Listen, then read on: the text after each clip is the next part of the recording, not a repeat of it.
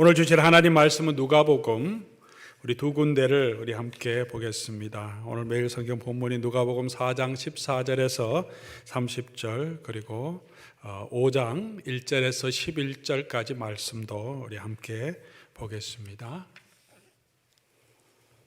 누가복음 4장 14절에서 30절까지 신약성경 세 번째 책입니다.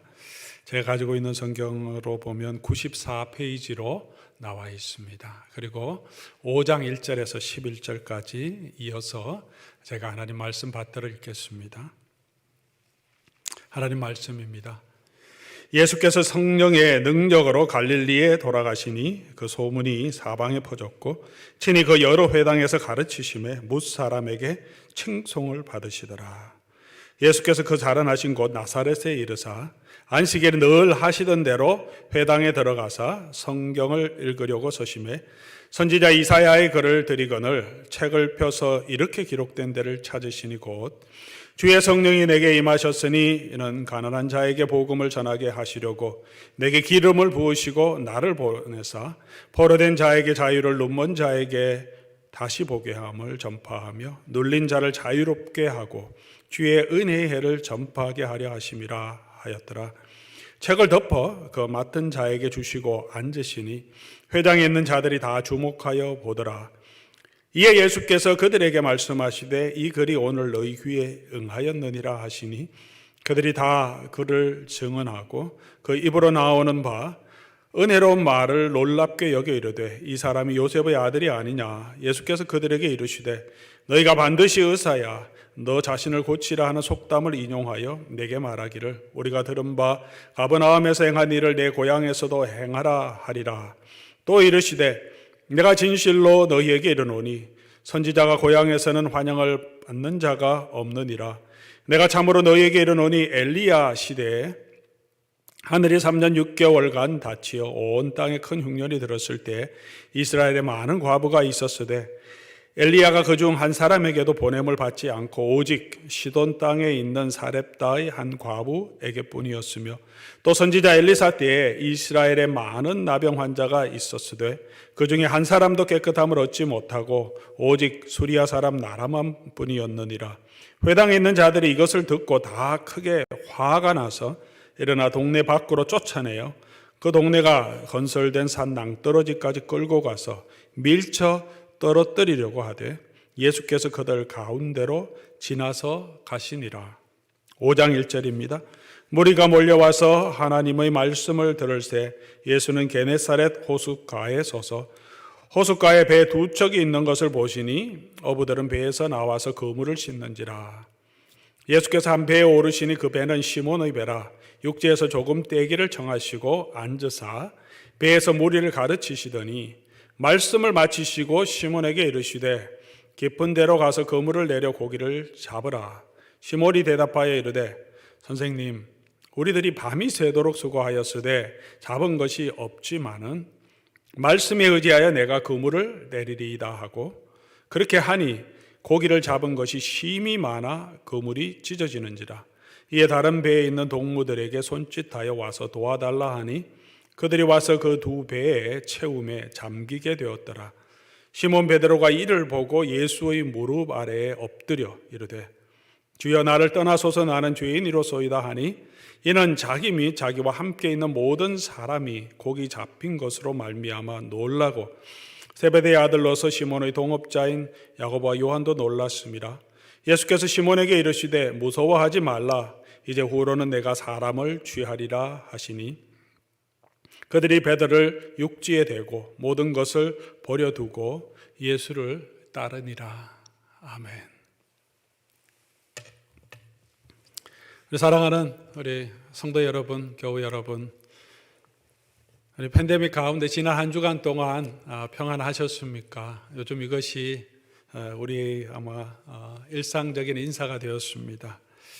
지금 온 세계가 저희뿐만 아니라 온 세계가 다시 3차 또 4차 유행 이렇게 어려움을 겪고 있고 또 변종 바이러스까지 나와서 영국은 굉장히 빠르게 확산되어서 다시 영국 전체를 락다운하는 그런 일도 있다는 이야기를 듣습니다. 특히 미국에서 지금은 핫스팟이 캘리포니아하고, 캘리포니아에서의 핫스팟은 이 남가주 지역인데 저와 여러분들이 이 남가주에 살고 있습니다. 비즈니스도 계속 LA 카운티 전체는 락다운되고 모든 카운티가 어려운 가운데 있죠.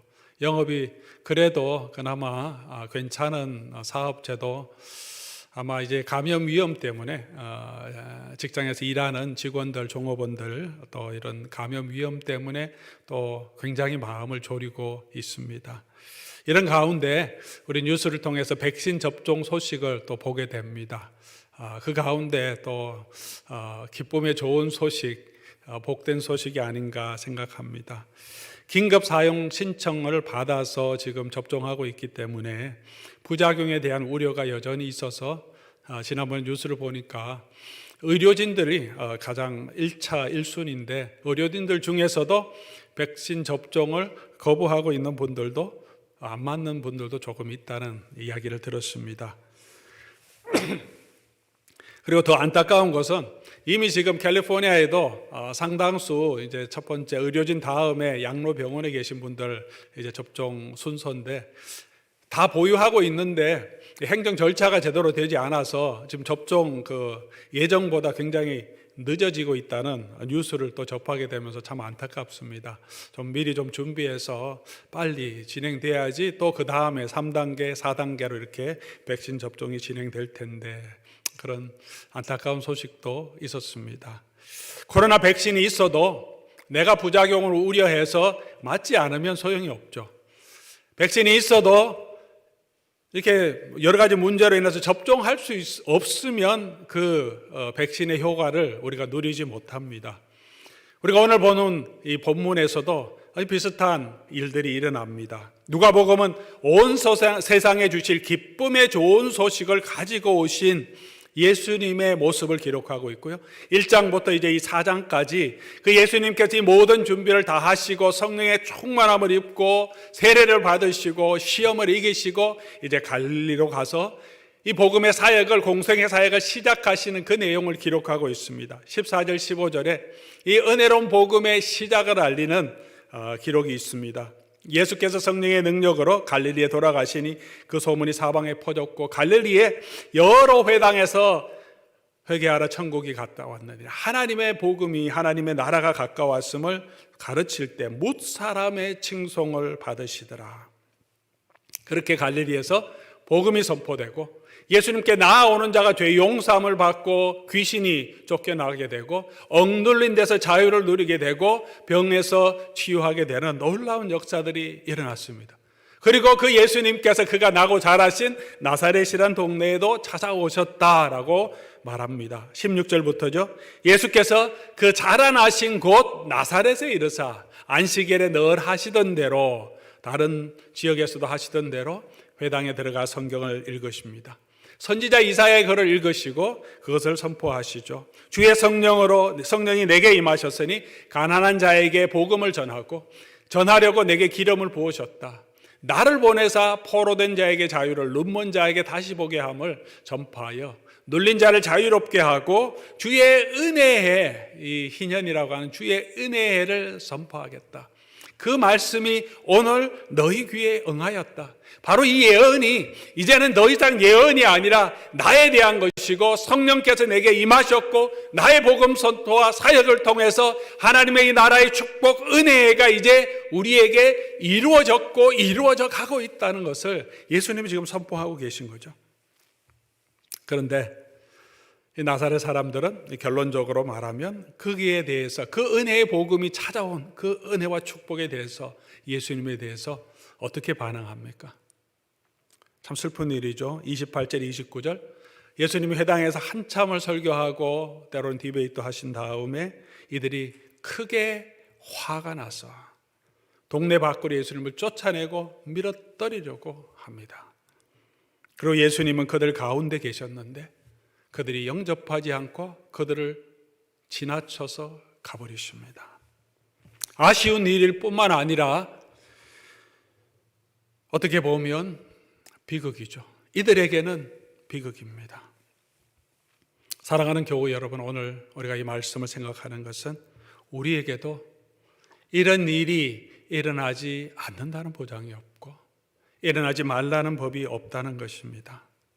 우리가 예수의 복음, 성경 말씀을 통해서 예수님을 들으면서도 신앙생활을 하고 있으면서 교회를 다니면서도 우리가 예수님을 알지 못하고 예수님의 은혜를 알지 못하고 예수님이 주시는 그 은혜의 축복, 정말 예수님이 주시는 그 부유함, 세상의 돈이 아니라 알지 못하는 그 부유함, 우리의 모든 억눌림에서, 죄와 질병과 우리 모든 삶의 억눌림에서 예수님이 주시는 그 자유함, 예수님이 주시는 그 치유, 예수님을 통해서 우리의 영안이 눈이 떠져서 세상이 알지 못하는 것을 보게 하는 그 은혜를 우리가 누리지 못할 수도 있다는 것입니다. 듣기는 들었는데 우리 가운데 있는데 그것이 우리의 은혜가 되고 내가 누리는 축복이 되지 않을 수도 있다는 것입니다. 우리 사랑하는 교우 여러분, 저와 여러분은 우리에게 찾아오신 예수 그리스도의 은혜를 누리며 그 은혜 가운데 거하고 계십니까? 나사렛 사람들과 반대로 우리가 읽었던 이 베드로의 이야기, 다른 제자를 부르는 것 대신에 베드로의 이야기를 자세히 누가복음 기록하면서 어떻게 하면 누가 예수 그리스도께서 주시는 이 축복을 누리게 되는지, 그 은혜에 참여하게 되는지를 우리에게 보여줍니다. 왜 나사렛 사람들이 예수님을 배척한 이 이야기를 누가는 빼지 않고 기록해 주고 있겠습니까? 이 책을 읽는 2세대, 3세대, 그리고 저와 여러분, 이 책을 읽는 모든 사람들이 그들과 같이 동일한 잘못에 빠져서 찾아오신 예수 그리스도를 영접하지 못함으로 예수님이 주시는 그 은혜를 누리지 못하는 잘못에 빠지지 않도록 우리에게 보여주시는 것이 아니겠습니까? 그리고 베드로를 통해서 진정한 제자도가 무엇이고 그 하나님의 은혜의 축복에 참여하는 길이 무엇인지를 우리에게 보여주는 것입니다. 오늘 말씀 통하여서 우리가 나사렛 사람들을 통하여 반면교사를 삼고 어떻게 하나님의 은혜를 누리게 될 수 있을지 다시 한번 우리 살펴보기를 원합니다. 먼저 나사렛 사람들은 왜 예수님을 배척했습니까? 한번 세 가지로 오늘 본문 내용을 통해서 정리할 수 있습니다. 첫 번째는 자기들의 경험과 지식으로만 예수님을 알았기 때문입니다.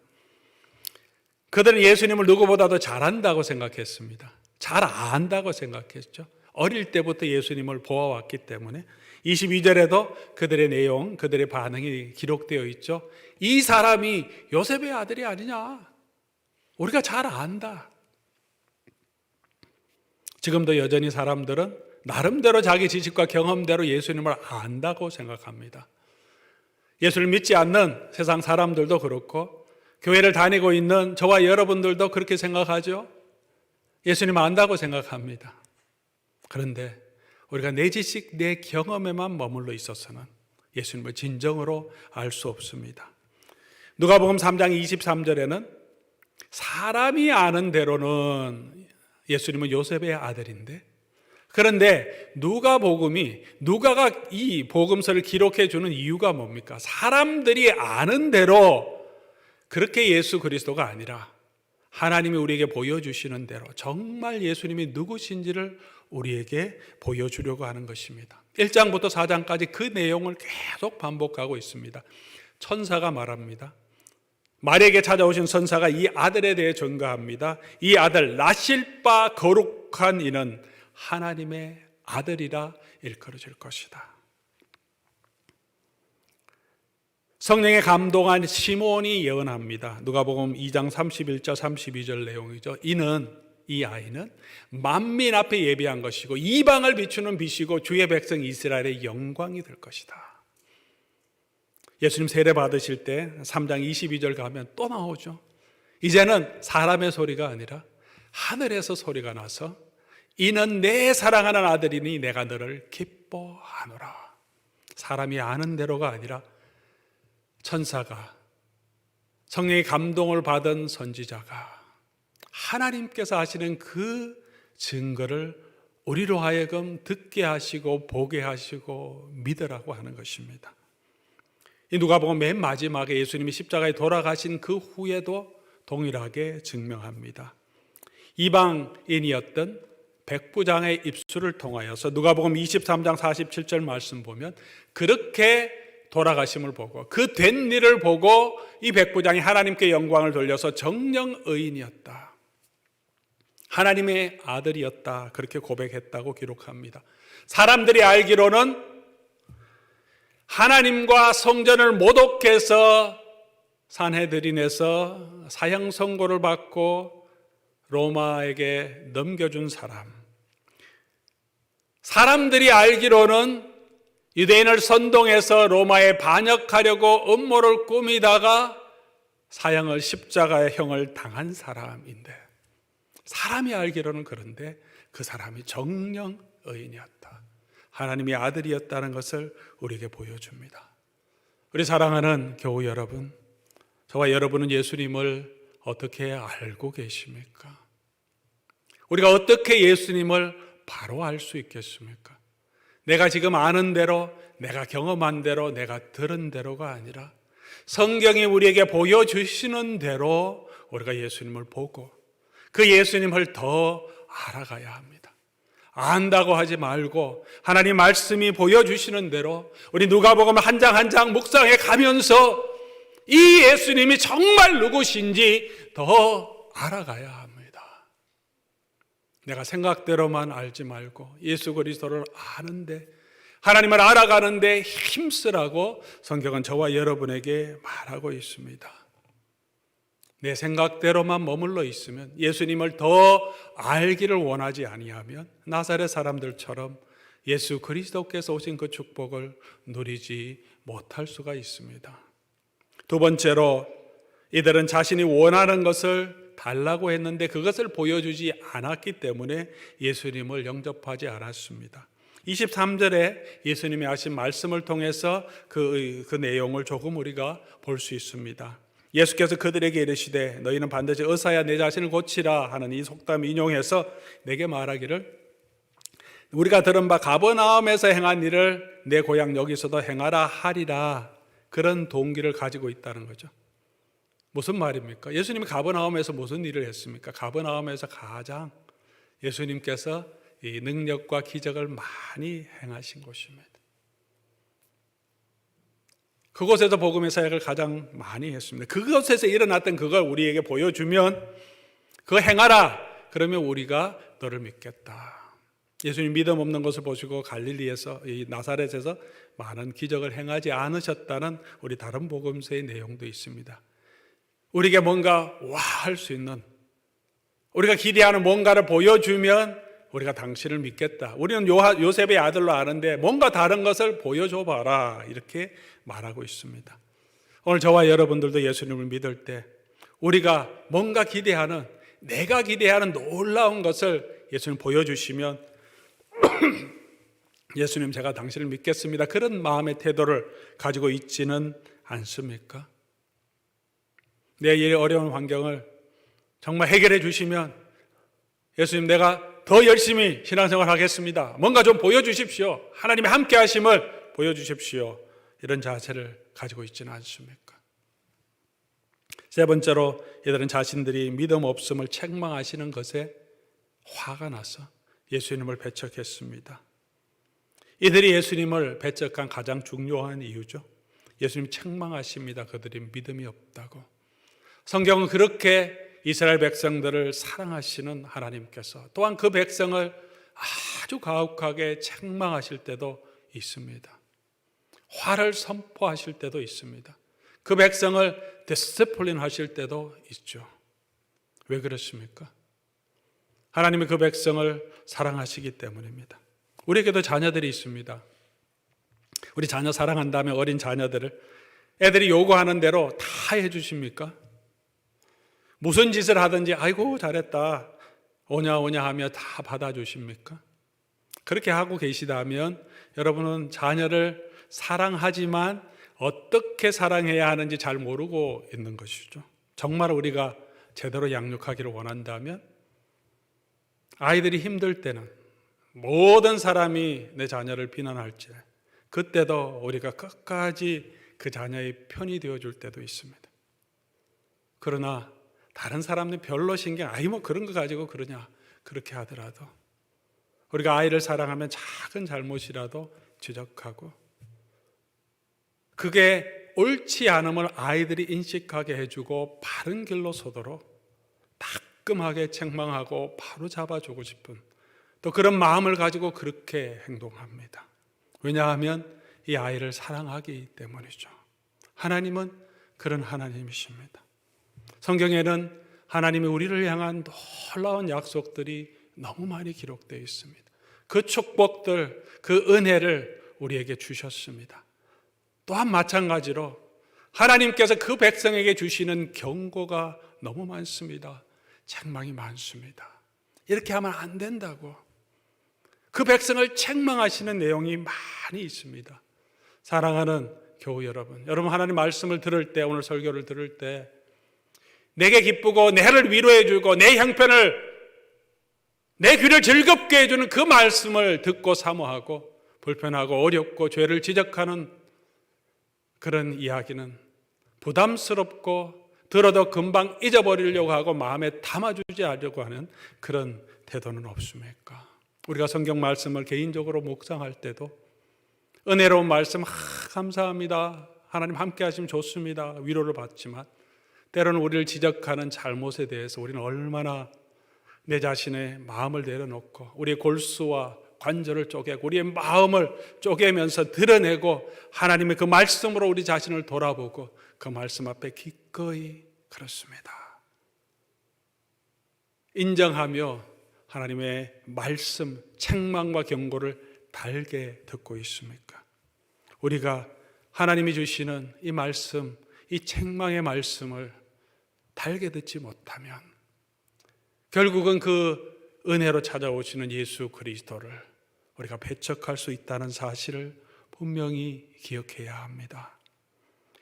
나사렛 사람들의 태도를 보고 우리 자신을 다시 한번 살펴볼 수 있기를 바랍니다. 우리가 예수님을 보고도 그의 은혜의 말씀을 듣고도 그를 배척하며 그 은혜를 누리지 못하는 그런 안타까운 일이 저와 여러분에게 일어나지 않기를 주의 이름으로 간절히 소원합니다. 두 번째로 우리가 생각해 보려고 하는 것은, 그렇다면 우리가 어떻게 우리가 예수님의 그 은혜를 누리고 예수님이 가지고 오신 그 축복을 우리가 맛보고 참여할 수 있는가 하는 것입니다. 이 베드로를 부르시는 5장의 내용을 통해서 우리 누가는 분명하게 우리에게 전해주는 메시지가 있습니다. 이것이 주님의 제자의 길이다. 이게 주님의 은혜에 참여하는 길이다. 모델로 우리에게 보여주고 있는 것을 알 수 있습니다. 우리 베드로의 내용 우리가 자세히 설명은 드리지 않겠습니다. 성경 본문 보시고 또 우리가 잘 아는 내용이기 때문입니다. 먼저 베드로가 어떻게 합니까?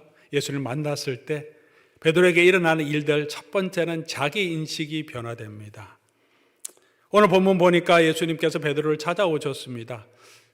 짐작하기에는 아침인 것 같아요. 밤새 새도록 고기를 잡고 그물을 씻고 있은 거 보니까 오전이었죠.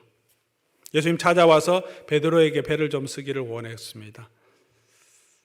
베드로가 배를 내주고 예수님이 말씀을 전가하셨습니다. 예수님께서 말씀 전가하실 때 세바시 강연처럼 15분만 하셨겠습니까? 절대 그러지 않을 겁니다. 15분, 이 세바시 강연도 보니까 15분에도 정말 중요한 메시지를 전할 수 있을 것 같은데, 예수님이 강연하실 때는 어떤 때는 밤이 맞도록 하루 종일 며칠 강의하십니다. 그래도 사람들이 지루하지 않고 달게 듣고 정말 그 메시지에 빠진 그런 은혜의 말씀을 선포하셨죠. 적어도 아마 정오까지는 하시지 않았을까. 오랜 기간입니다. 베드로 피곤했겠습니다. 이게 빨리 집에 들어가야 되는데 그물 씻어놓고 밤새 일을 했기 때문에. 근데 기꺼이 예수님께 배를 댔습니다. 그러고 끝났으면 좋은데 그러지 않고 예수님께서 또 한마디 하십니다. 깊은 데로 가서 그물을 내려 고기를 잡으라. 베드로가 어부고 예수님은 목수 출신이고 지금은 그냥 말씀 선생님입니다. 베드로는 바로 그 갈릴리 바다 사람이고 예수님은 저 안쪽에 시골에 산골에 나사렛 사람입니다. 그런데 그도 낮에 깊은 데 가서 그물을 내려라. 그냥 들어도 너무 말이 안 되는 일인데 베드로가 어떻게 얘기합니까? 말씀을 의지하여 선생님의 말씀을 존중해서 아이고 당신이 뭘 안다고 그런 얘기를 합니까? 짐 싸서 그냥 집에 가지 않고 그러면 사람들 앞에서 예수님의 체면이 뭐가 되겠습니까? 말씀을 의지하여서 선생님 말씀 그냥 순종하는 모습 보여주면서 자비를 베풀어 주는 거죠. 자기가 호의를 베풀어 주는 마음으로 깊은 데로 가서 그물을 내립니다. 뭐 열심히 내렸겠습니까? 그냥 한번 던져보고 그냥 오려고 그렇게 생각했겠죠. 그런데 그 순간에 그물이 찢어질 정도로 고기가 잡히는 것을 보면서 자기 인식이 변합니다. 이때까지는 그가 어떻게 생각했을까요? 나는 괜찮은 사람이라고 생각했을 것입니다. 의인은 아니라도 그래도 괜찮은 사람, 그리고 예수님과의 관계 가운데서 이 선생님은 내가 잘 대우해주고 선생님이 하는 이 설교 사역, 이 말씀 사역에 자기는 굉장한 큰 보탬을 주는 사람으로, 호의를 베풀어 주는 사람으로 분명히 생각했을 것입니다. 오늘 선생님 나 잘 만났어요. 옆에 있는 저 친구 만나면 오늘 그냥 아주 배도 못 빌리고 어려웠을 텐데 제가 이렇게 호의를 베풀어 줍니다. 그렇게 생각했던 그 자신이 이 고기 잡히는 것을 통해서 변합니다. 그 가운데서 그가 하나님의 영광을 보는 거죠. 도대체 사람이 할 수 없는 일, 그리고 그가 갈릴리 바다에서 자라면서도 듣도 보지 못하는 행운이라도 있을 수 없는 일이 지금 일어났기 때문이죠. 전율이죠. 이거는 하나님의 역사다. 이 사람은 그냥 사람이 아니구나. 아직 예수님이 어떤 분이신지 제대로 알지 못했지만 그에게는 분명코 이 사람에게는 하나님이 함께 하시고 하나님의 영광이 함께하는 자인 줄 알았습니다. 그러고 자신을 보니까 이때까지 자기 태도가 자기는 정말 괜찮다고 생각했는 그것이 가장 부끄러운, 예수님께 가장 부끄러운 일이었다는 것을 깨닫게 되는 거죠. 이 사람에게 이 하나님 앞에서 내가 뭘 도와주겠다고, 뭘 더 안다고 호의를 베풀어 준다고, 내 힘으로 하나님을 하고 내가 하나님의 영광을 드러내는 자라고 생각하고 괜찮은 자라고 생각하면서 괜찮은 신앙이라고 생각하면서 서 있었던 그것이 너무나 부끄러운 거죠. 저와 여러분, 오늘 우리는 어떻게 우리 자신을 보고 있습니까? 나의 헌신으로 하나님의 일이, 하나님의 교회가 제대로 된다고 지금 생각하면서 내가 목회하고 있을 때가 얼마나 많은지 모릅니다. 하나님이 도와주지 아니하시면, 하나님의 능력이 아니면 서 있을 수 없는 자임에도 불구하고 그 하나님의 영광을 볼 때 베드로는 자기의 인식이 변합니다. 자기의 인식이 변하죠. 주여, 이 죄인을 떠나소서. 자기의 죄인임을 깊이 고백합니다. 우리가 죄인임을 알지 못하면, 하나님의 은혜가 없이 살 수 없는 자임을 알지 못하면 우리에게 찾아오신 예수 그리스도의 은혜를 누릴 수 없습니다. 사랑하는 교우 여러분, 혹시 여러분 나는 그래도 괜찮은 사람이야, 의인은 안 돼도 그럭저럭 교회 생활도 하고 예수도 알고 남에게 나쁜 짓 내가 별로 안 했어요, 그렇게 말씀하고 계신 분 있다면, 그 인식이 바뀌지 않으면 주님이 가지고 오신 이 축복을 우리가 누릴 수 없습니다. 두 번째로 베드로는 예수님에 대한 인식도 바뀝니다. 우리가 예수님을 바로 알아야 합니다. 첫 번째는 베드로가 예수님을 향하여 5절 말씀 보면 선생님 그렇게 얘기하죠. 그리고 예수의 영광을 보고 난 다음에는 8절에 주여라고 말합니다. 바뀐 거죠. 예수님에 대한 인식이 바뀌어갔습니다. 그렇게 베드로의 전 삶을 통하여서 그가 예수님에 대한 인식이 자라가고 바뀌어갑니다. 한 번에 되는 것은 아닌데요, 그렇게 예수님을 예수님으로, 성경이 보여주는 대로, 성령께서 보여주시는 대로 성령에 충만하여서 예수님이 어떤 분이신지, 그 능력이 무엇인지 알게 될 때 우리가 알아야 그 예수 그리스도의 복음을 우리가 영접하고 그 예수 그리스도를 따를 수 있습니다. 사랑하는 교우 여러분, 그렇다면 우리가 어떻게 이 예수님의 영광을 오늘 우리가 맛볼 수 있겠습니까? 베드로에게는 찾아오셔서 예수님이 하시는 그 능력을 행하셔서 그로 하여금 보게 하셨는데, 우리는 어떻게 이 예수님의 영광, 예수님이 하나님의 아들이시며 예수님께 주시는 이 영광의 축복이 무엇인지 우리가 어떻게 알 수 있습니까? 체험을 통해서, 기도를 통해서도 알 수 있겠죠. 그것은 정확한 것이 아니고 우리에게 그것을 알게 하시기 위해서 하나님께서 사도들을 통해서 우리에게 증언해 주셨습니다. 이 말씀을 우리에게 주셨습니다. 누가 이 복음을 기록한 내용, 이유가 바로 그것입니다. 이 예수님이 하나님의 아들이심을, 이 예수님이 어떤 권위와 능력을 가지고 계신 분임을 이 백성들로, 저와 여러분으로 통해서 보지 않았던, 경험하지 않고 예수님의 부활을 보지 않았던 사람들에게 그것을 보여주시기 위해서, 증거해 주시기 위해서, 듣고 이 성경을 보고 믿게 하기 위해서 이 말씀을 기록해 주셨습니다. 오늘도 여전히 저와 여러분도 우리가 어떻게 더 예수님을 알고 예수님을 우리의 구주로 고백할 수 있겠습니까? 이 말씀을 통해서 우리가 알 수 있습니다. 하나님 말씀을 우리가 알아야 합니다. 하나님 말씀이 선포될 때, 하나님 말씀이 영광으로 나에게 다가올 때, 오늘 이 예배 가운데, 말씀을 읽는 가운데 성령께서 이 말씀과 함께 우리 가운데 역사하실 때, 그때 우리가 얼마나 죄인인지 깨닫게 하시지 않습니까? 여러분, 그런 중생의 체험, 죄 용서함의 체험, 하나님의 그런 놀라운 은혜를 언제 맛보셨습니까? 정말 영광스러운 하나님 앞에서 하나님의 영광을 만나게 되는 그 축복과 감격으로 채워진 그때 언제였습니까? 저는 예배 때고 기도할 때고 하나님 말씀을 들을 때였습니다. 너무나 자기의에 차있던 저에게 의식적으로 죄인이라고 여전히 말하고 있었지만 실제로는 괜찮은 신앙이라고 생각하며 살아갔던 저에게 당신은 제대로 된 신앙인이 아니고 예수도 안 믿는 사람 같다고 하는 그 말에 열받아서 그 사람은 욕하고 비방하기도 했던 그런 자에게 하나님 말씀으로 찾아오시면서 얼마나 죄인인지 깨닫게 해주심으로 하나님의 그 구원의 은혜를 맛보게 해주셨습니다. 눈물로 회개하게 해주셨습니다. 사랑하는 교우 여러분, 오늘 저와 여러분 이 말씀 통해서 성령 가운데 찾아오시는 주님을 알기를, 또 만나기를 주의 이름으로 간절히 소원합니다. 주께서 지혜와 계시의 영을 우리에게 주사 하나님을 알게 하시고 이 바울의 기도가 여전히 저와 여러분의 기도가 되어서 2021년 우리가 예수를 더 알아가는, 그래서 예수님이 주시는 그 은혜와 축복을 더 깊이 맛보는 하나님의 귀한 백성 될 수 있기를 바랍니다.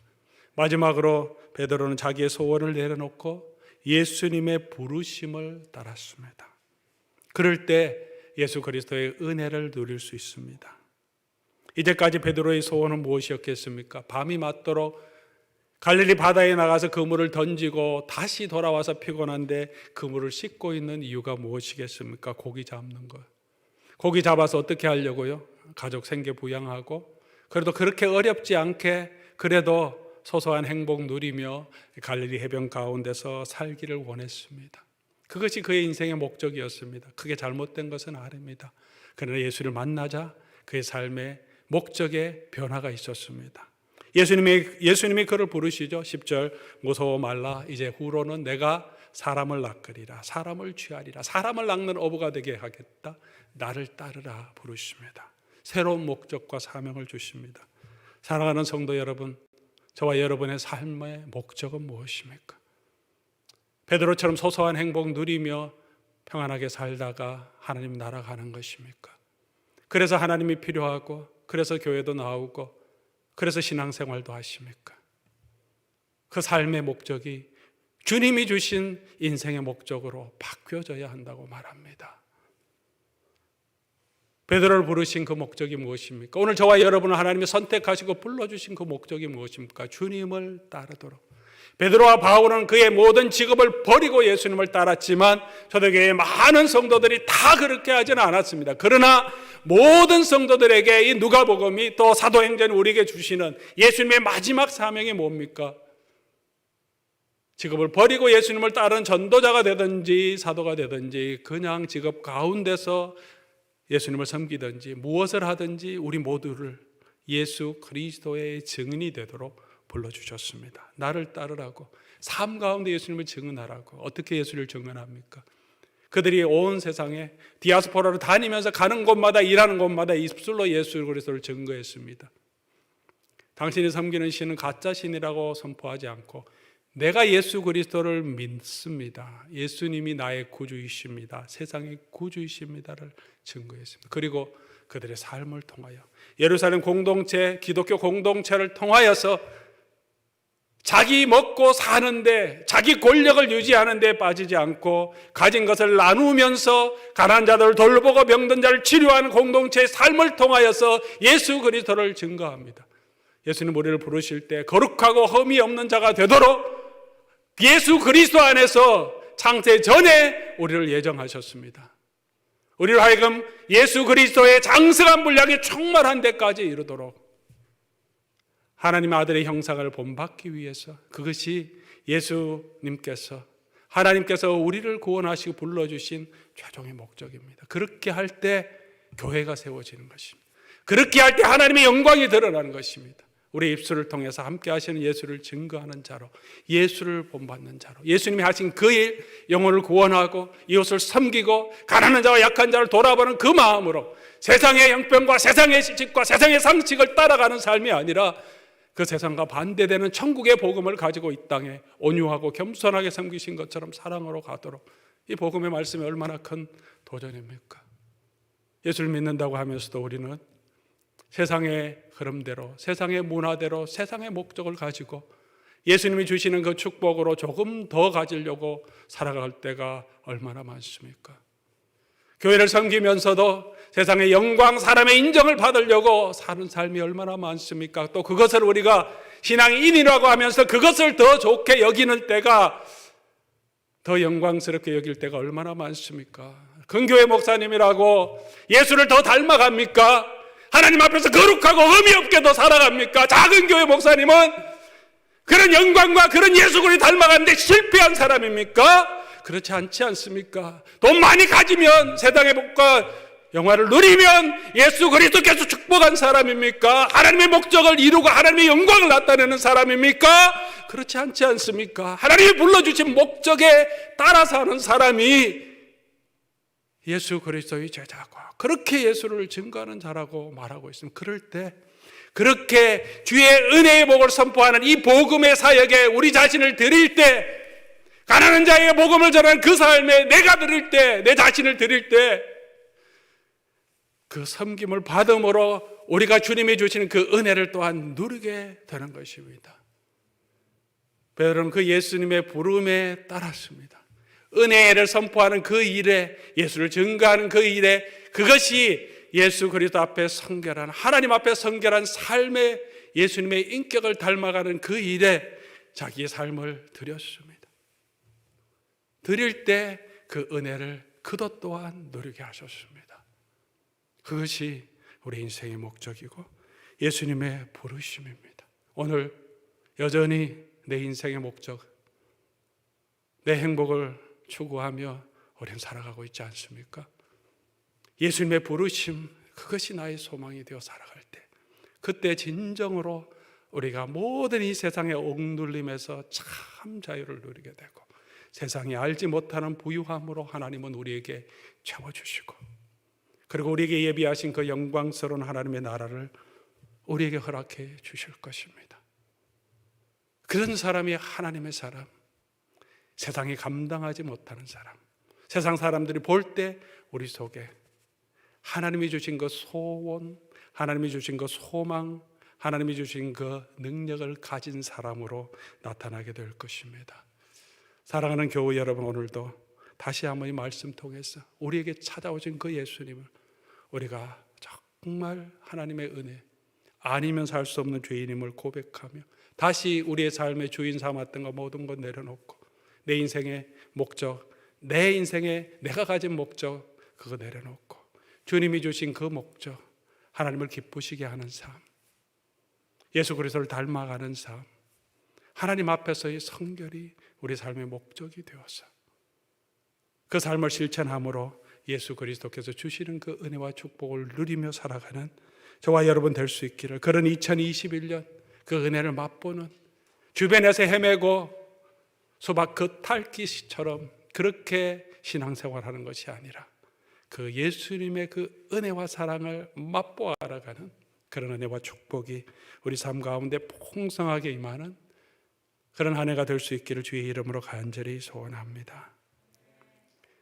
우리 오늘 말씀 생각하시면서 찬송하고 한번 함께 기도하면 좋겠습니다. 내가 주인 삼아 모든 것 내려놓고 내 주 앞에 나가서 내가 사랑했던 것 내려놓고 주님 다시 더 사랑하게 해주십시오. 거친 풍랑 이 코로나 같은 상황에서도 잠잠히 우리 주를 더 사랑하고 주의 주신 그 목적으로 살아가는 주의 백성 되게 해주십시오 하는 마음으로 우리 함께 우리 찬송 올리고 기도하겠습니다.